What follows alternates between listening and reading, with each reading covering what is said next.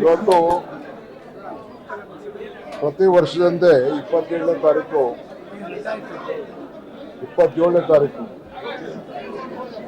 June 27ನೇ ತಾರೀಕು ಕೆಂಪೇಗೌಡ ದಿನಾಚರಣೆ ಆಚರಣೆ ಬಗ್ಗೆ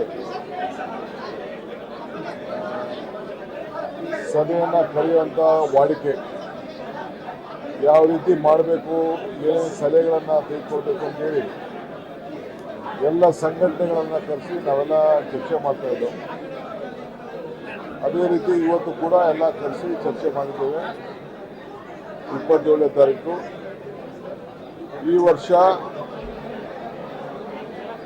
27ನೇ ತಾರೀಕು 11:30 ಗಂಟೆಗೆ ಕೆಂಪೇಗೌಡ ನಾಡಪ್ರಭು ಕೆಂಪೇಗೌಡ ನೂತನವಾಗಿ ನಿರ್ಮಿಸುವಂಥ ಬಡಾವಣೆಯಲ್ಲಿ ಮಾಡಬೇಕು ಅಂತೇಳಿ ತೀರ್ಮಾನವನ್ನು ಮಾಡಿದ್ದೇವೆ. ಬ್ಯಾಂಗ್ಳೂರು ಡೆವಲಪ್ಮೆಂಟ್ ಅಥಾರಿಟಿ ವತಿಯಿಂದ ಹ್ಯಾರಿಸು ಮತ್ತು ಸೋಮಶೇಖರ್ ಅವರ ನೇತೃತ್ವದಲ್ಲಿ 15 ಲಕ್ಷ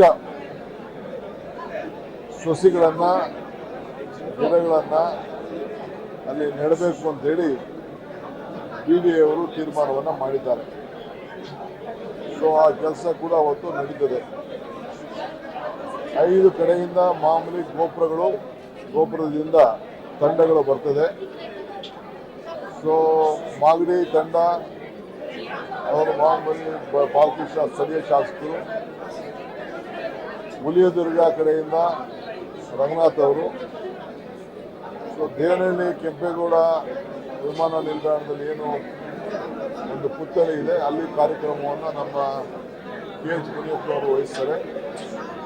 ಬೆಂಗಳೂರು ನಗರದಲ್ಲಿ ಕೃಷ್ಣ ಬೈರೇಗೌಡರ ಮುಖಂಡತ್ವದಲ್ಲಿ ಇನ್ನು ಕೆಲವು ಪ್ರಿಪ್ರೇಷನ್ಸ್ ಎಲ್ಲ ಅವರು ಮಾಡ್ತಾರೆ. ಒಂದು ಕಡೆ ಸೋಮಶೇಖರು, ಒಂದು ಕಡೆ ರಾಮಲಿಂಗಾರೆಡ್ಡಿ ಅವರು, ಇನ್ನೊಂದು ಕಡೆ ಹ್ಯಾರಿಸ್ ಅವರು, ಇದು ಜಾರ್ಜ್ ಅವರು, ಇನ್ನೊಂದು ಕಡೆ ಬೈರ್ತಿ ಸುರೇಶ್ ಅವರು ಅದು ಜವಾಬ್ದಾರಿಯನ್ನು ತೆಗೆದುಕೊಳ್ತಾರೆ. ಸೊ 5 ಗೋಪುರಕ್ಕೆ ಒಂದು ಕಡೆ ಕೃಷ್ಣ ಬೈರೇಗೌಡರ ಜವಾಬ್ದಾರಿಯನ್ನು ಕೂಡ ತೆಗೆದುಕೊಳ್ತಾರೆ. ಸೊ ಅನೇಕ ಸಲಹೆಗಳನ್ನೆಲ್ಲ ಕೊಟ್ಟಿದ್ದಾರೆ. ಸೊ ನಾವೀಗಾಗಲೇ ಕೆಂಪೇಗೌಡ ಹೆಸರಿನಲ್ಲಿ ಒಂದು ಟೌನ್ ಪ್ಲಾನಿಂಗ್ ಕಾಲೇಜ್ ಮಾಡಬೇಕು ಅಂತೇಳಿ ನಾನು ಹಿಂದಿನ ತೀರ್ಮಾನ ಮಾಡಿದ್ದೆ. ಅದಕ್ಕೀಗಾಗಲೇ ಸಿದ್ಧತೆಗಳೆಲ್ಲ ಕೂಡ ನಡೀತಾ ಇದೆ. ಪ್ರತಿ ವಿಧಾನಸಭಾ ಕ್ಷೇತ್ರದಲ್ಲೂ ಕೂಡ ಈ ಆಚರಣೆ ನಡೀತದೆ. DBA ವತಿಯಿಂದ ಪ್ರತಿ ವಿಧಾನಸಭಾ ಕ್ಷೇತ್ರದಲ್ಲಿ ಆಚರಣೆಗೆ 1 ಲಕ್ಷ ರೂಪಾಯಿ ಹಣವನ್ನು ಕೂಡ ನಾವು ಬಿಡುಗಡೆ ಮಾಡ್ತಾ ಇದ್ದೀವಿ. ಆಮೇಲೆ ಇಲ್ಲೂ ಕೂಡ ಬೆಂಗಳೂರು ನಗರದಲ್ಲಿ ಅದಾದ ಮೇಲೆ ಮತ್ತೆ ಒಂದೊಂದು ವಾರ್ಡಲ್ಲೂ ಕೂಡ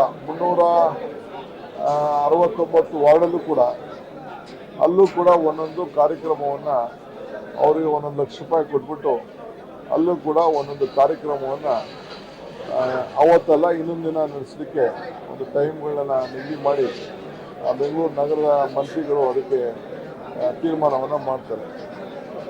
ಈ ಒಂದು ಮತ್ತು